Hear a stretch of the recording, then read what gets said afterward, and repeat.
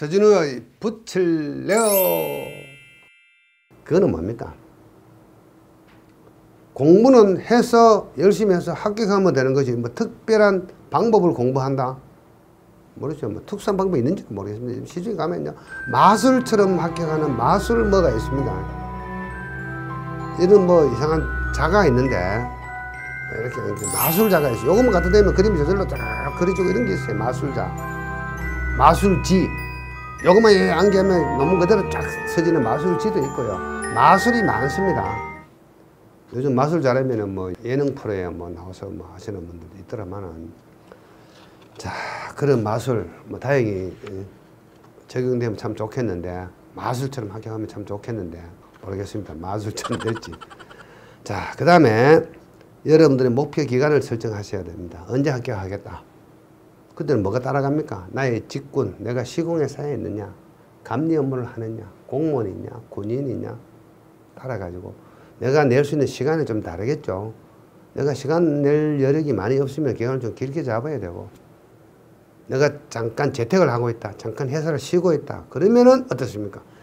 3개월 만에 내가 박살내겠다고 독하게 덤벼야 됩니다. 그러면 6개월만 할 수 있어요. 재택한다든가 이러면은. 그래서 본인의 시간 여건을 보아가면서 어떻죠? 합격을 언제 하겠다고 기간 설정을, 목표 설정을 하셔야 된다. 생각하시면 되겠습니다. 자, 그 다음에 주의사항. 제가 앞에 쭉 강조를 했습니다만은, 저도요, 토목시공기술사 딱 한 번 시험 쳐봤습니다. 2번 쳐본 것도 아니고, 딱 한 번 합격해 봤습니다. 어떻게 제가 여러분들에게 합격 방법을 이야기하겠습니까? 함부로 이야기할 수 없습니다. 방법론에 대해서. 제가 지금도 어떻습니까? 시험 치고 나면 우리 회원들한테 기출문제를 풀어주는데 상당히 조심스러워요. 기출문제 풀 때. 자, 과연 내가 이렇게 그 사람들한테 주는 이 문제 풀이가 정확할 거냐? 그 사람들이 그 내용을 가지고 다음 시험에 갔을 때 통과할 거냐? 상당히 좀 조심스러워요. 답안은 사람마다 다 다르게 나올 수 있습니다. 그래서 단지 보통 학원에서도 그렇게 이야기합니다. 이것은 모범적인 답일 뿐이다. 정답은 아니다. 이렇게 이야기합니다. 그거다 대놓고 이렇게 쓰면 고득점을 받을 수 있고 저렇게 쓰면 고득점을 받을 수 있고, 이거는 고득점 전략이니 산업인력관리공단에서 정해줬습니까? 이렇게 하면 고득점 나온다고 정해줬습니까? 아무도 정해준 사람 없습니다. 그런 규정 없습니다. 이렇게 하면 득점이 많이 나오고 적게 나오고 규정 없습니다. 출제할 때마다 출제위원들이 달라지고요. 채점할 때마다 채점위원들이 달라지고요. 본인의 어떤 경험치가 다릅니다. 현장 경험치 다르고요. 나이가 다르고요. 여러 가지 차이점이 있습니다. 그래서 본인이 공부한 내용이 집약돼가지고 그 논문의 기술이 되고 그 논문에서 이 사람이 공부한 실력이 표시가 나서 점수가 나오고 합격하는 거지. 요렇게 하면은 고득점이 됩니다. 요렇게 하면은 득점이 안 됩니다. 이거는 문제 형식이 좀 다릅니다. 틀렸습니다. 이렇게 하세요. 바꾸세요. 물론 조언이고 충고일 수는 있는데, 달랑 한번 합격해 본 사람이 공부하시는 분들한테 함부로 이야기하면 안 됩니다. 이렇게 하면 고득점 나옵니다. 이런 말 모르겠어요. 그 사람은 눈에 보이는지 모르겠는데 그런 이야기 함부로 해서는 안 돼요. 저는 저와 같이 공부하시는 분들한테 절대 그런 이야기 안 합니다. 이렇게 하면 당신은 고득점을 받을 수 있다. 저는 농담 삼아 운칠기사입니다. 운칠기사입니다. 7의 운을 위해서 여러분들이 3의 기술을 습득하는 거다. 운칠기사입니다. 방법이 없다. 정답은 나도 모른다. 여러분들이 합격해야 정답이다. 기술사 정답은 합격한 사람의 답안이 정답이다. 이게 정답이죠. 정답은 그 사람한테만 적용되는 겁니다. 함부로 이렇게 하면 득점 많이 받습니다. 모르겠습니다. 뭐 그렇게 해서 결과가 좋게 나와서 뭐 통계를 넣어 왔겠지요. 본인은 그런 거 합격했으니까 그렇게 주장하는지는 모르겠습니다만은 뭐 그까지 저는 뭐 진실 여부에 대해서 잘 모르겠습니다. 저는 그렇게 이야기합니다. 함부로 공부하시는 분들한테 이런 방법으로 하면은 여러분들이 좋은 점수를 받을 수 있다는 이야기는 안 합니다. 단지 제가 조금 전에 제가 한계 성토 이야기 말씀드린 것처럼 이 한계 성토의 개념은 이런 개념이다. 분석하는 방법에는 지지력을 하는 방법이 있고 사면 안전 검토를 하는 방법이 있다. 그래서 이 한계 성토만큼 하면 어떻습니까? 활동 파괴가 일어나지 않는 높이다. 그렇다 하더라도 활동 파괴가 일어날 수도 있다. 그 계산은 계산일 뿐이다.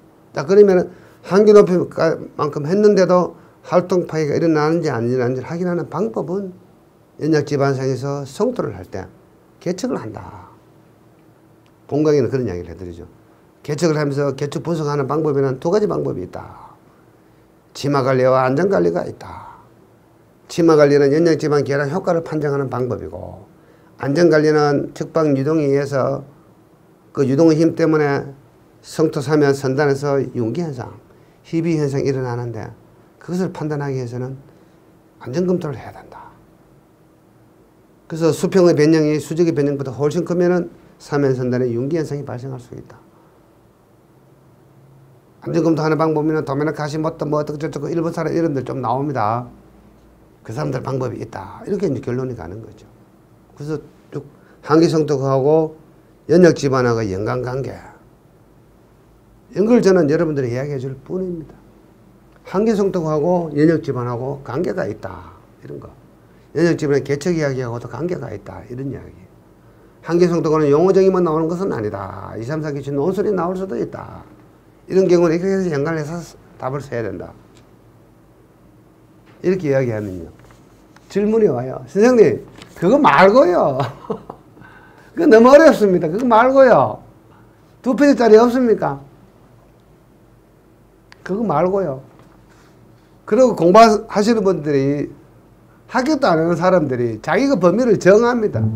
토목시공기술사 공부는 이런 거라던데, 토목시공기술사 공부는 어렵지 않다던데,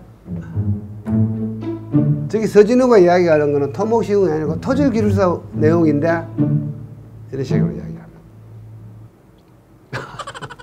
어떻게 대답할까요? 여러분들, 토목시공기술사는 쉽고 토질기술사는 어렵다. 그래서 토목시공기술사는 공부를 너무 어렵게 치고 들어가면 안 된다. 이렇게 이야기하는 사람들이 있어요. 똑같습니다. 토목시공기술사나 토질기술사나 기술사입니다. 난이도요, 똑같습니다. 단지 토목시공기술사는 합격자 수가 좀 많고 토질기술사는 합격자 수가 좀 적고 상대적으로 쉬울 뿐이지 그 내용의 어떤 것들은 토목은 요거까지만 출제한다 이런 거 없습니다. 자, 제가 한계성토 이야기했죠. 그 옛날에 저희들 공부할 때는 토질기술사 문제였습니다. 그게 토목시공기술사 문제로 넘어와요. 영역이 지금 없습니다. 토질기술사, 토목시공기술사 영역이 없어요. 그런데 토질기술사에서는 콘크리트는 죽었다 깨도 안 나오죠. 그게 영역입니다. 문제의 난이도가 영역이 있는 것은 절대로 아닙니다. 공동의 분류해서 영역이 있는 거지. 토목시공기술사는 이 정도 수준만큼 문제가 나온다. 토질기술사는 그보다 더 고차원적인 게 나온다. 그런 거 아닙니다. 착각하시면 안 돼요. 그래서 토목시공기술사는 이렇게 안 해도 된다. 살랑살랑 해가지고 뭐 좋은 사람 만나가지고 좋은 선배 만나가지고 괜찮은 서브노트 하나 얻어가지고 이렇게 암기하면 되는 거라. 그게 있습니다. 뭐 예를 들어서 동산방지공법에는 지차단한 이런 거 있어요. 터널의 개측은 뭡니까? 지천내 쇼라라 벤침수 이런 거 있습니다. 락볼트 기능, 봉보 내보 이런 거 있어요.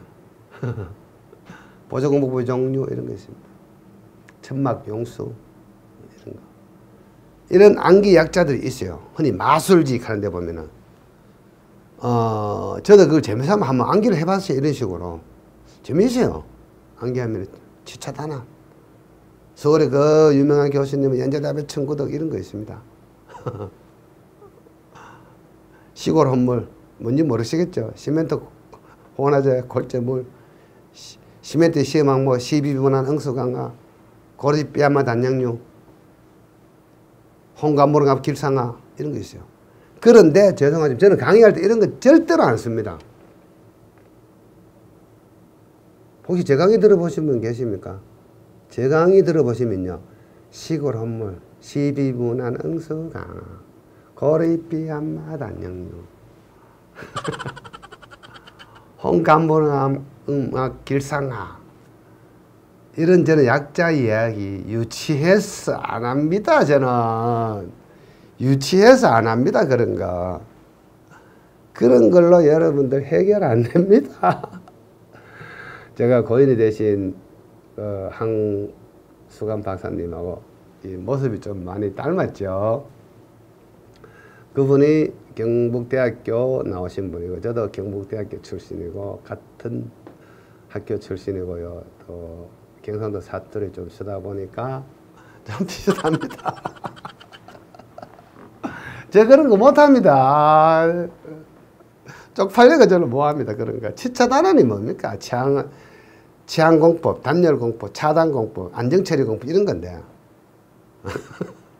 12분한 응수강화 뭐 이런 거. 재배설 운치 담아야 허영어 극점에 가서 태극기 꽂았다 뭐 이런 거 암기하는 방법들이 있어요. 널리고 널렸습니다. 그런 것들. 여러분 그걸로 해결되겠습니까? 해결된다면 그렇게 하시면 되죠. 모르겠습니다. 그렇게 해서 해결하신 분 있다고는 들었습니다. 자, 지금까지 하는 이야기는 저만의 이야기입니다. 저만의 저작일 뿐입니다. 제 이야기에 동감하셔도 좋고 제 이야기를 동감하지 않으셔도 좋습니다. 동감하시면 뭐라 그랬습니까? 엄지척. 싫으면 이렇게 하시면 되는 거고. 자, 그래서 제가 조금 우스갯소리 섞어가면서 말씀을 드렸는데 뭐 제가 말씀드린 내용 중에 뭐 제 말이 안 맞는 것도 있고 뭐 맞는 것도 있습니다. 그래서 항상 제 이야기 들으실 때는 가려서 들으시면 되겠습니다. 가려서 듣자. 자, 또 그리고 저와 같이 이야기를 하고 싶은 내용이 있다든가 여러분들이 듣고 싶은 이야기가 있으면 항상 요 밑에 댓글이 있습니다. 댓글에다가 쭉 넣어주시면 제가 여러분들에게 또 그 주제를 가지고 말씀을 드리기로 하고요. 요 밑에 보시면 우리가 카톡 플러스 친구라고 또 넣어놓은 게 있습니다. 그거 탁 클릭하시면요. 저희들이 갖고 있는 그 휴대폰에 카톡 플러스 친구가 탁 돼요. 저는 그렇게 생각하고 있어요. 그래서 카톡 플러스 친구 하셔가지고 뭐 듣고 싶은 이야기, 심지어는 여러분들 공부하다 보면은 꼭 얻고 싶은 자료가 있다. 저요 자료 무궁무진하게 많이 갖고 있습니다. 컴퓨터로 오더로 쳐놓은 게 엄청 많아요. 얻고 싶은 자료가 있으면 저한테 개인적으로 카톡 플러스 친구로 탁 연락하면 제가 여러분들에게 메일로 톡 보내드릴 테니까 걱정하지 말고 공부에 도움을 받고 싶다면 언제든지 저하고 접촉하시면 제가 많은 도움을 드릴 수가 있습니다. 자, 헛소리 같은 진실, 제가 말씀드린 헛소리 같은 진실 여러분들은 꼭 믿어주시기 바랍니다. 믿으면은 여러분들은 복불복 가위바위보에서 요게 되는 거고, 제 이야기가 헛소리다 싶으면 가위바위보 하면 여러분들 이렇게 되는 겁니다. 아시겠습니까? 그래서 복불복입니다. 제 이야기를 믿고 안 믿고는 여러분들이 복이고 그렇습니다. 예. 헛소리 같은 진실 말씀을 드렸습니다. 자, 많은 제 이야기가 진짜 헛소리였다면 많은 양해를 부탁드리겠습니다. 근데 제 말의 진실이라면 저를 적극적으로 사랑해 주시기 바랍니다. 저에게 많은 애정을 보내주시면 대단히 감사하겠습니다. 자, 오늘 이야기 여기서 마치기로 하겠습니다. 감사합니다.